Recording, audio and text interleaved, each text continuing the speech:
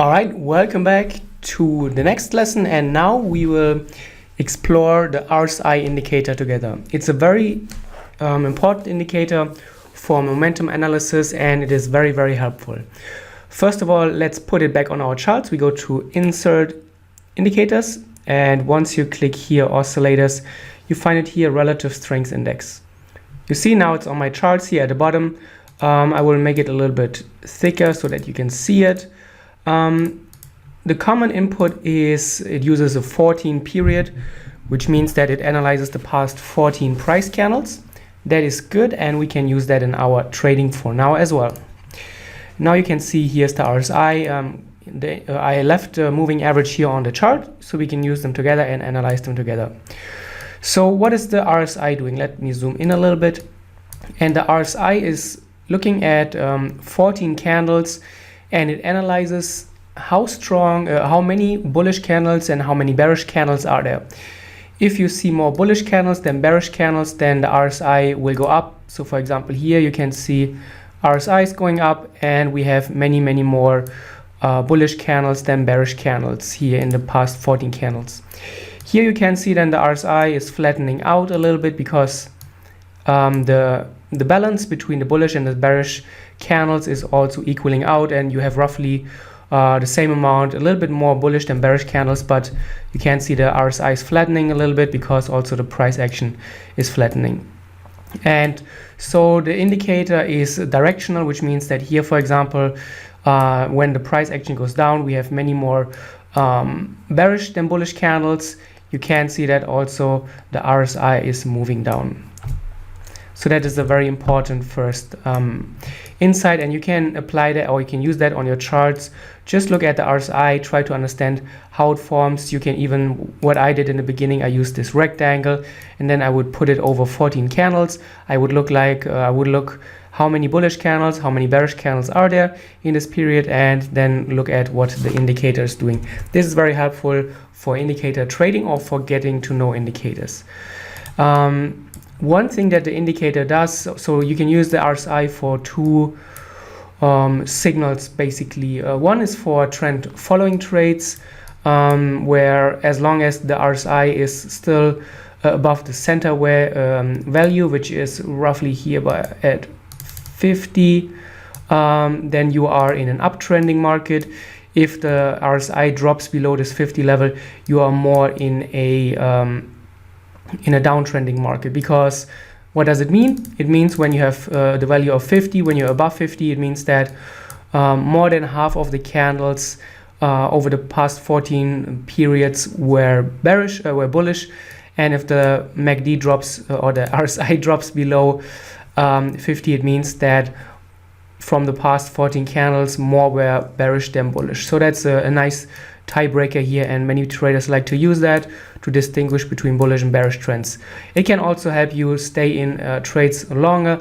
If you see that the RSI is here trading and moving at the lows, it can give you assurance that you are still in an uptrend, in a downtrend here. For example, you can see that the price action here up until this point where the RSI crossed back here above 50, it was going down, so we were in a downtrending market. We can also see that our moving average here held very nicely, so this is a good confluence. Whereas here we can see here we crossed roughly above the RSI until this point here, and also we were in an uptrending market, as also our moving average suggests. Another very interesting thing is that you can use the RSI indicator to look for so-called divergences. A divergence, as the name suggests, is when the price action, so the upper thing here, or the candles in the upper area, and the indicator here are doing opposite things, so they diverge, as the name suggests. We can look at a divergence here, and you preferably want to look at divergences in trending markets. So for example, the RSI is a good trending indicator, so you want to see that the market is actually here in a trending phase, and you have the price trending in one direction nicely. If the price action is here just going sideways, then the indicator is not as helpful. You can see also it is hovering here around the 50 line, so it's not super helpful. So you want to use the RSI when it comes to divergences in a trending market. So what are we going to do now? We look at when is the indicator and the price action not agreeing anymore, and we will find that when we look at swing points. So for example, we see that here the price action was going down, the RSI was going down, so they were converging. It means that they were doing the same things.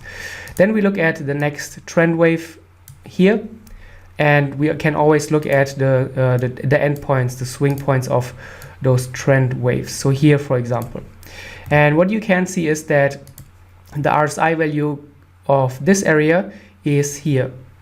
So it is here. We have roughly a 30 value.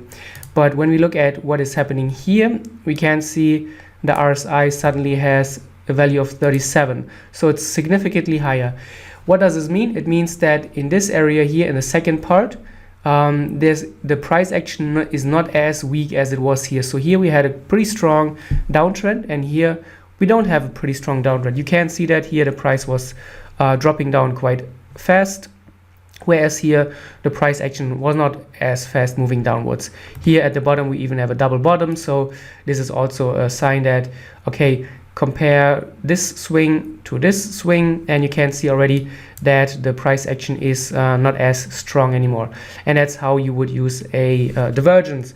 And a divergence would then tell you, okay, it's not a signal that you should immediately get long into the opposite direction, but it is a heads up that something here is changing. And then you can use the other tools that we have discovered and that we have talked about. You look for when is the market breaking a point, when are we breaking out of a market, when is the moving average crossing, or when you have retests and pullbacks with price candles. And that's then how you can use a moving average, the RSI and the divergence. Let's take a look at another example. So here we have, then let me get rid of this. We have here a uptrending market. The first trend wave comes to an end here. We have a little bit of a correction, and then the second trend wave here. So you can already see that in this part, the price action was much stronger. The price shot up higher, especially because of this candle. But here then the price action was much slower. You can see the candles are quite slow, and the price action is not moving as strongly. Also, we have here a nice little pin bar, which is finding here a resistance at the previous highs as well, so that's also a good one. And you can see here we make higher highs at the price action, but you can see the indicator is already here dropping off here slightly. This is again a divergence, and it shows that, okay, watch out, the trend is losing strength, and maybe get ready for a reversal here. We can use the RSI here as well. You preferably, as I said, you want to use an RSI when the market is trending very nicely. So here, for example, you have a nice uptrend. You can see the RSI is moving higher, so stay in your trade. If you are long in such a market, stay in the trade as long as the RSI is above 50 and moving higher. And then here at the top, this will then give you a heads up. The price here is moving higher, you can see that. But just let's look at the price action. Of course, this will be a divergence. Why? Compare this leg, this price action trend wave, to this one. This one is clearly slower. The candles are very small. You have lots of wicks. We are also barely breaking above the previous high. So this is a strong trend wave. This is a weak one. And what is the indicator? What is the RSI showing us in this case? Yes, this is also a divergence. So the price action and the indicator are not doing the same things. The price action shows us, oh, we are making a higher high, but the indicator shows us, yes, we are, but this is here, the price action is slowing down, and you can see then what happens. We see a following downtrend. Again, look for trending markets, and then you can see, yes, we are above the moving average. The RSI is moving nicely higher, so a good confluence for your trade if you are long in such a market. Take a look at the RSI, and then once you see that the price action here making a higher high, but again, we can zoom in and see, of course, this will be here a much, should use the right one, this will be a much stronger price move, especially here. 3 very strong candles, 1, 2, 3, pushing the price significantly higher, whereas here the price barely makes a higher high, and also much slower. And the indicator agrees. We are making a lower high on the indicator, showing us a divergence. The price does not immediately sell off, but you can see it can give you a heads up if you are in a trade already. Take that as a clue that maybe it's time to call it quits and get out, and then you can look for a signal to the opposite direction. We are making here lower highs, we are breaking the lows here, and then we are selling off significantly. Another nice example here, you can see that that this is a grinding RSI, so you can see the price action. We don't have real trend waves, the market is just slowly moving lower. This is not a very convincing market. It is not a market where you should step in and say, oh wow, I've seen that before, it does not look convincing, time to buy. No, that's not it. As long as we are below the moving average, that is still the sign that we are in a downtrend, but it's a first signal that, okay, maybe the trend is not as strong when you compare it to another trend structure like what you see here, where we have clear trend waves, very clear swings. The correction waves and the trend waves, they are alternating, whereas here we just slowly grind lower. And what is the indicator showing us? It's not very strong price action. We are moving lower, but the candles are here mixed. The candles are very small. We do have in between large bullish candles here, and in general the price action is not super strong. And then when we zoom in a little bit, you can see at the bottom we suddenly see an increased amount of trading. You can see suddenly the candles become bigger, the fight between the bulls and the bears increases, and then you can see we break above here the channel. We also break above the previous high. We come back and retest it, and then here once the market shoots up, we start here this new uptrend. Maybe a few more examples, and then I think it should become clear how to use a moving average. So here we are clearly in an uptrend above the channel, and also the price is making higher highs and higher lows. And then look at what is happening here. First of all, the price or the indicator is still making higher highs, and then here you can already see, just from looking at price action alone, strong move, a little bit slower move, very slow move. So just looking at that here at this point, the market is barely able to break higher here, whereas from this point it is clearly breaking higher, easily making a new high, pulling away from the previous highs. But then here it just barely made a higher high. It tries to push higher with one candle, gets reversed. This is even here then an engulfing pattern. And what is the indicator showing us? We have a higher high here. We have clearly a lower high here if we draw it from the swing point. And then you can see what is happening afterwards. We dip below the channel, we break eventually also below the swing low, and then we start here a nice little sell-off. And we can just follow the price action. It is nice to see. We have here a trend wave to the downside, quite strong, and then here, what is this? Not super strong, obviously. We are barely breaking the previous lows. So if you are short, then after this break here, you can see that the indicator is giving you a signal that at this point the market is not really strong anymore. We could have guessed this already, but the indicator is showing it us nicely, and we have here clearly a higher low on the indicator, whereas here we have a lower low, so clear divergence. Then you can see that we break above it, come back into it, retest it, and then we pull higher. So a lot of confluence, a lot of nice context to this market. And then you can see the RSI is moving higher. We are staying above the 50 in the middle line, and then you can see we are also moving higher. Two more examples here for the RSI, and you can see again, let me zoom in a bit, strong downtrend here overall, and we have a strong push lower here, very strong, and before and after that you can see what is happening here. Not so strong anymore, clearly. Now you probably know and are familiar with how to spot divergences. When we are barely able to break previous lows, then you will usually also have a divergence. You can see that clearly.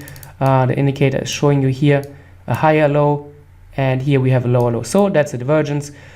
Quickly or shortly after we break above the channel, we break above the previous lows, and then we start here a nice uptrend.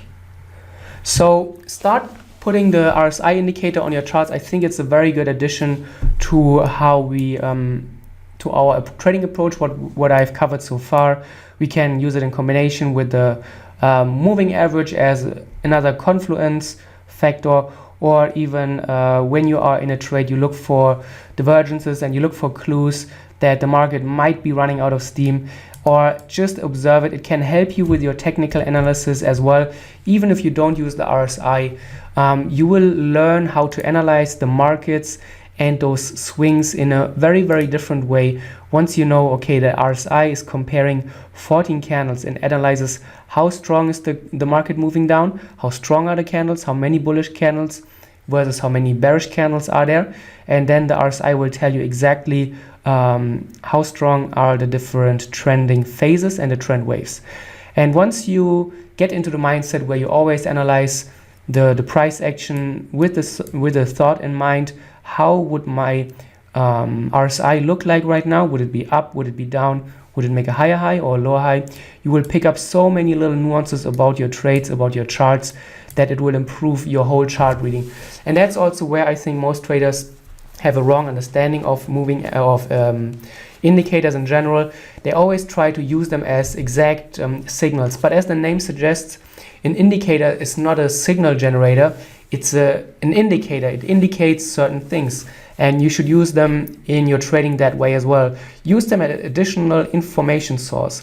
They are objective, they don't have emotions, and it is very helpful for, especially in the beginning, or if you're trying to learn a new trading skill, it is very helpful to look at an indicator and think about what would my indicator do.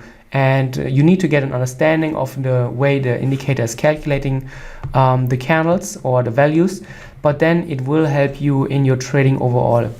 That's what it did for me, and I always recommend it to all the new traders.